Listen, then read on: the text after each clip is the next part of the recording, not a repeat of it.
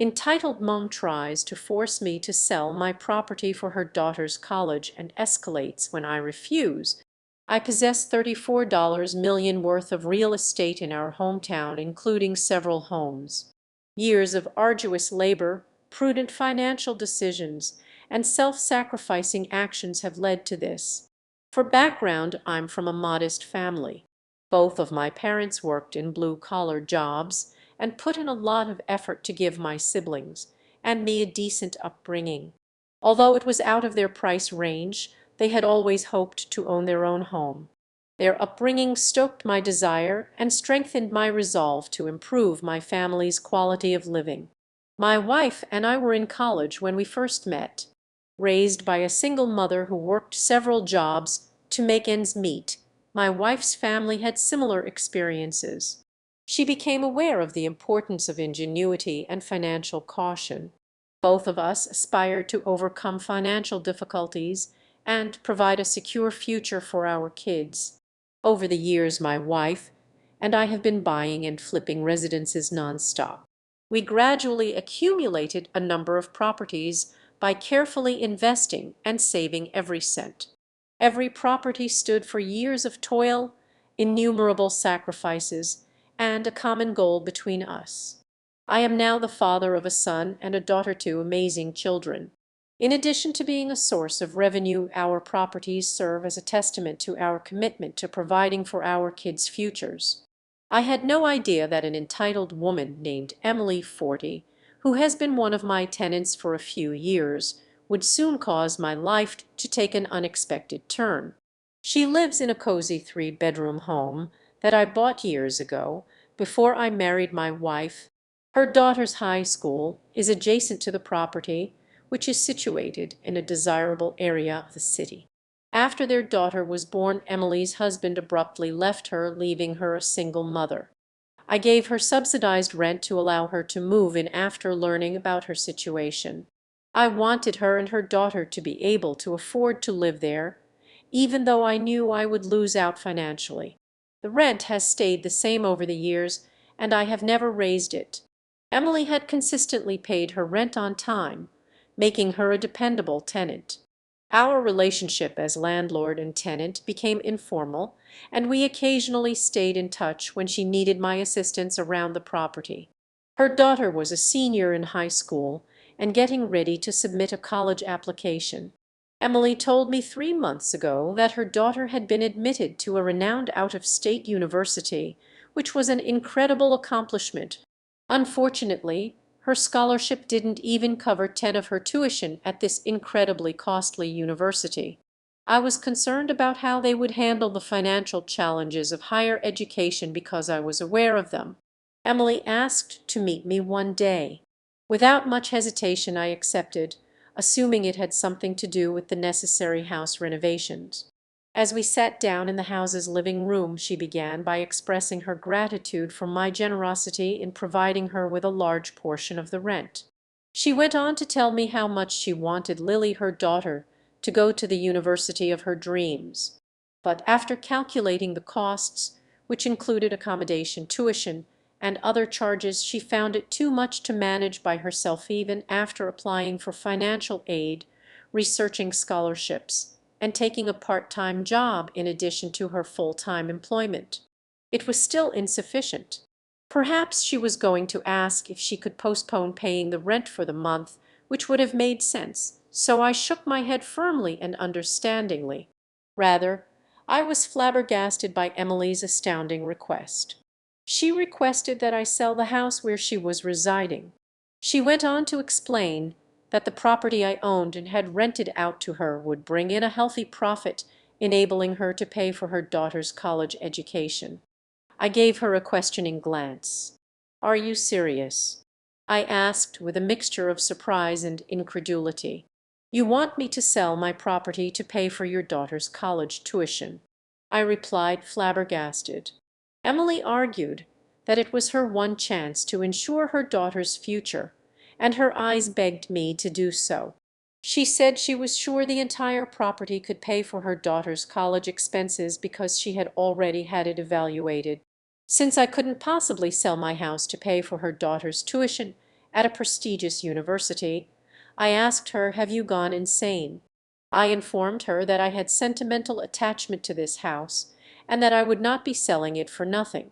Once more Emily persisted, claiming that I could lend her the money and her daughter would reimburse me after graduating. I knew how important a college education was, yet I refused to give in to her ridiculous demands. It was evident from listening to her entreaties that she was committed to finding a method to support her daughter's aspirations, even if it required proposing an absurd idea to an unfamiliar person. I calmly told Emily that I couldn't just give up the property because it was a big portion of my income. I should not be responsible for her daughter's tuition. I advised her to look into more affordable options or ask family members for assistance if she was unable to pay for her daughter's tuition at the institution. Emily persisted in pressing the matter despite my attempts to persuade her to see the obvious, claiming that I was the only person who could assist and that selling my property and giving her the money wasn't a huge concern. I asked Emily not to come to me about this ever again, and when I realized it wasn't working, I left the property. I asked her to consider how ridiculous her request sounded and come up with an alternative.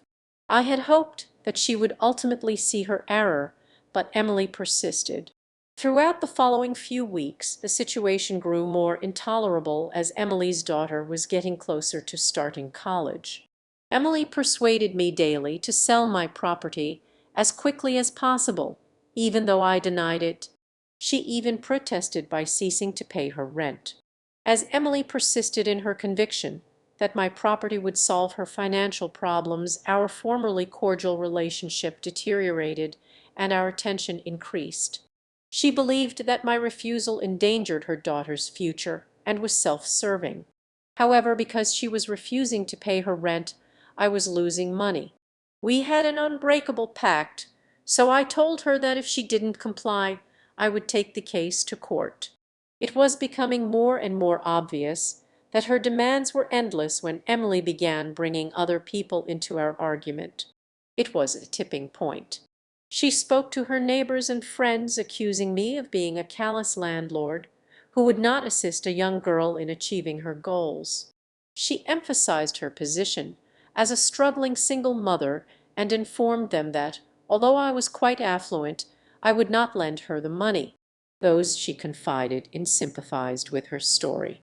Emily used social media to further her cause, posting on Facebook that she blamed me for her daughter's failure to go to college. Rumors soon began to spread throughout our area. People understood her predicament and believed that I could help but was purposefully refusing to. I couldn't help but feel alienated in my own neighborhood. At last, my wife made the decision to contact Emily in order to resolve the growing dispute. She thought that open communication would be a way to resolve the growing tension in the neighborhood. But Emily wasn't in the mood for a quiet conversation. She went on a rant right away, claiming that the only way she could ensure her daughter's future was for me, the landlord, to sell the house. My wife made sincere attempts to persuade Emily, but her conviction remained unwavering. She accused us of being self-centered and claimed that we had the money to pay for her daughter's college tuition. Emily persisted in pressuring my wife to comply with her requests, and the talk went on in a monotonous loop. Her message had a visible effect on the neighborhood and the local community, portraying me as a wealthy and callous landlord who would not assist a young girl in realizing her aspirations. We were viewed with suspicion by those neighbors who had previously been friends with us. They started to think that, although I was consciously refusing to do so out of selfishness, I did have the capacity to lessen her daughter's financial problems. Others who understood my background, my diligence, and the truth of my circumstances agreed with me and were equally horrified by Emily's bold request that I pay for it. Every day, the community grew further polarized, with some people feeling sorry for Emily. I remained firm in my resolve to defend my property in the face of increasing pressure. I had worked hard and made sacrifices for years to earn it, and I wasn't about to give it up easily. Meanwhile, Emily kept stoking the fire by accusing me of being uncaring and taking advantage of her by letting her live for free. Her statements on social media grew more outspoken as she talked about her daughter's perseverance and the innumerable sacrifices she had made in order to become ready for college. Consequently, the argument progressed from a private dispute to a public discussion.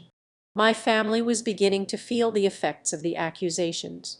As a result of their peers repeating the untrue things they had seen on social media about me, my children started to be bullied at school. Seeing how distressed they were by this circumstance was awful. I made the decision that it was time to act. At that point, since Emily was affecting my children, I had remained silent, believing that she would ultimately cease, but it was time to correct the record and stand up for my morals. I contacted a lawyer that focused on tenant-landlord disputes and property disputes in order to stop Emily's defamatory efforts and preserve my reputation in the community. We quickly wrote a cease and desist letter. According to my lawyer, the cease and desist letter was the beginning of our legal struggle, and we would go all the way to court if Emily didn't change her mind.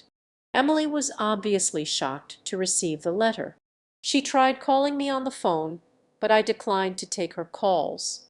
Then, before things got out of hand, she said we could have a conversation and that it was all a big misunderstanding. I responded by saying I was going to sue her. She was going to regret ever trying to play me, so I encouraged her to embrace it. Emily has been adamant that I cover her daughter's tuition, damaging our family's reputation in the town and online.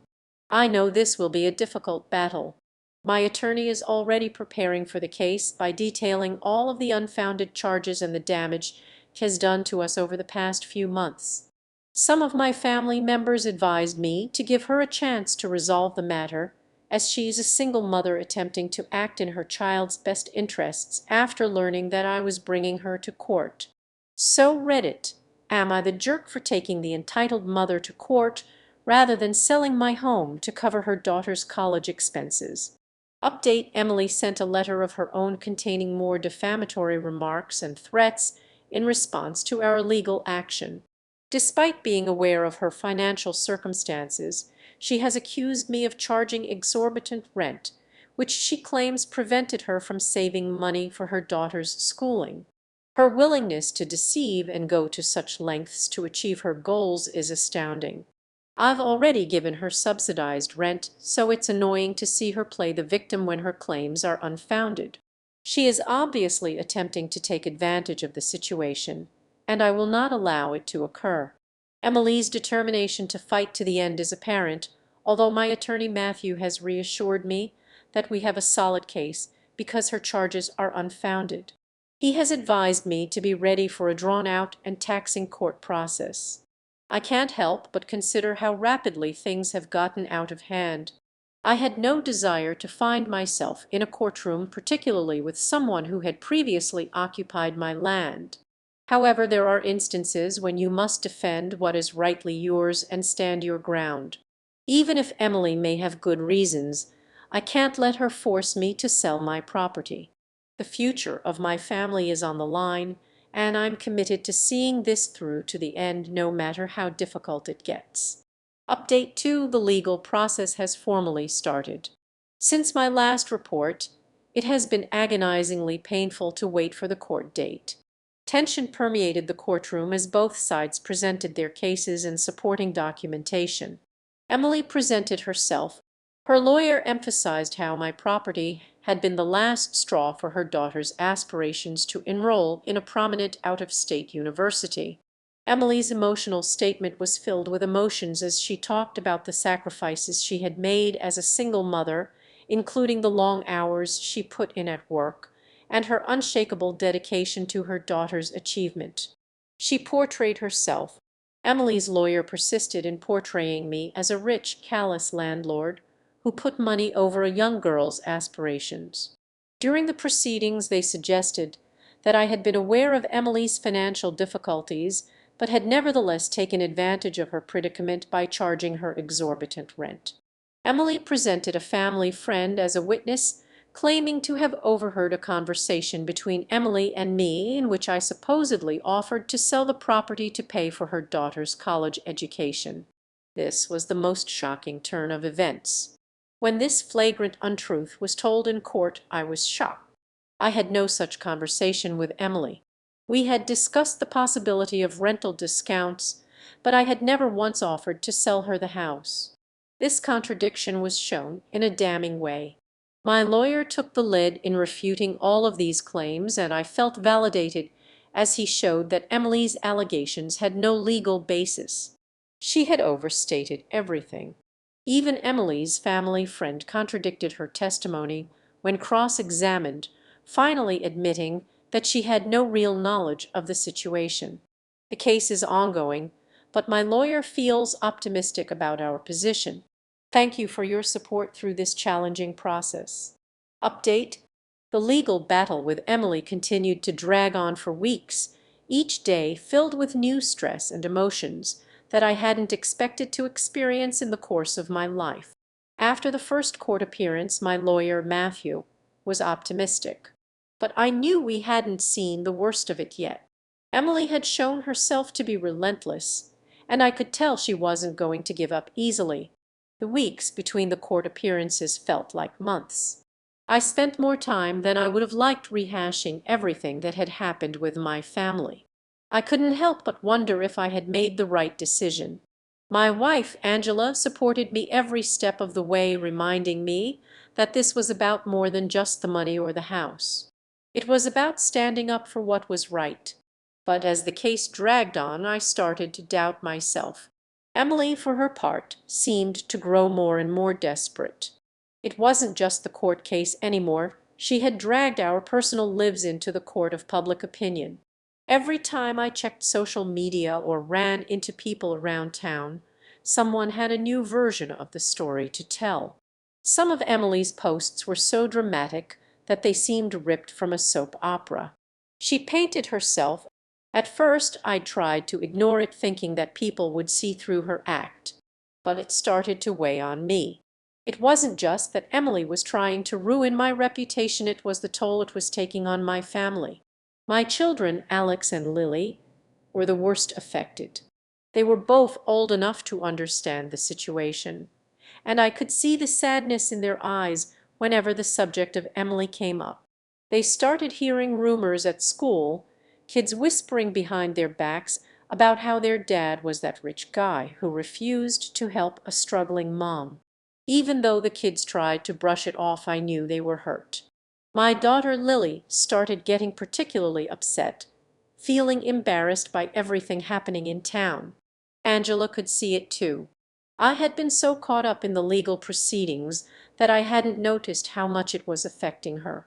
She'd always been my rock, but now I saw her worrying more than usual, staying up late to talk through things with me.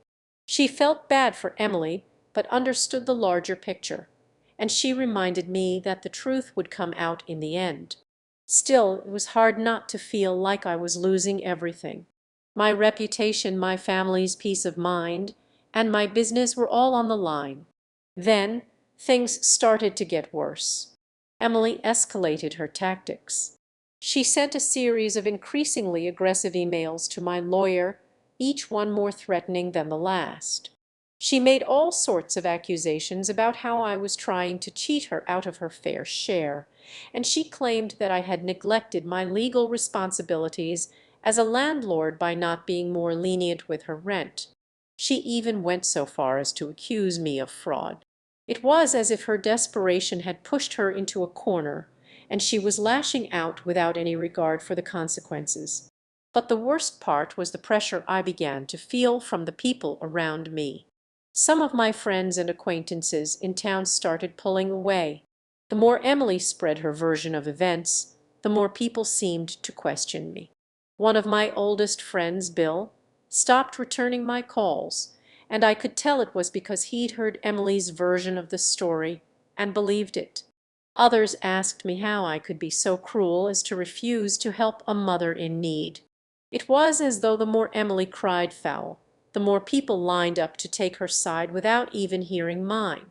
I'd always prided myself on being a fair man, but as Emily's narrative of me being an evil, it didn't matter that I had given her subsidized rent all these years. It didn't matter that I had been patient with her when she needed extra time to pay. No, all that mattered now was that Emily had painted me as the villain, and it felt like the whole town had swallowed her story without hesitation. Then came the final twist, something I should have seen coming. Emily had somehow convinced some of her neighbors, including the ones who lived closest to me, that I was abusing my position as a landlord. They started showing up at my property, demanding that I lower the rent or sell the house to her. Some of them even knocked on my door, insisting that I do the right thing and help a struggling mother. It was surreal. It wasn't just Emily anymore. It was like I had a small mob of people attacking me on all fronts. One afternoon, Angela and I were sitting in the living room discussing the situation. The phone rang. It was a number I didn't recognize. I answered it, and on the other end I heard a voice I hadn't heard in years. It was my sister Rachel. "Hey, big brother, how's everything going?" she asked, her voice hesitant, as if she wasn't sure whether she should ask. "Rachel," I said, trying to sound calm. "It's been." I heard she said, "I've seen all the posts online, and, well, I just wanted to check in. I know it's not easy, but I want you to know I've been thinking a lot about what you're going through, and I'm proud of you for sticking to your guns. I know it's been hard." Rachel's words meant more than I could express at the time. For the first time in weeks, I felt like someone understood. She didn't know the whole story, most people didn't, but she knew me. And that meant something. The turning point came a few days later when we finally had our second court date. Emily was there, of course, but this time she wasn't alone. She'd brought more of her friends and even some neighbors who had joined her crusade. They all sat together, whispering and shooting looks at me as though they were waiting for a verdict.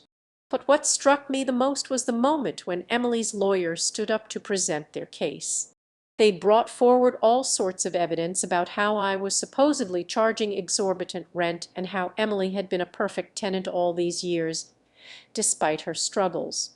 They painted me as the villain, and Emily stood there, her arms folded, looking resolute as though she knew she had won.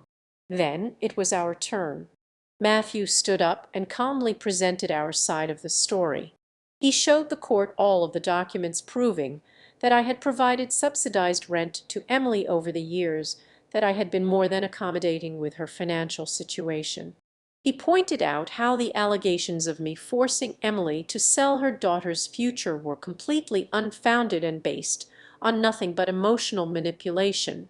And then came the part that made the biggest impact. Matthew played a recording of a conversation I had had with Emily about her rent.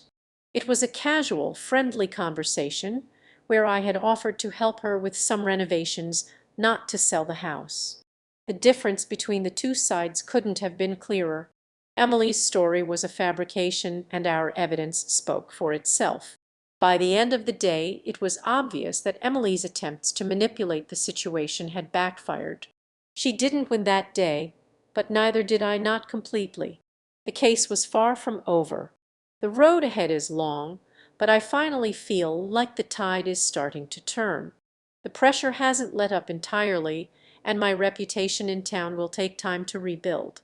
But for the first time in weeks, I felt a flicker of hope.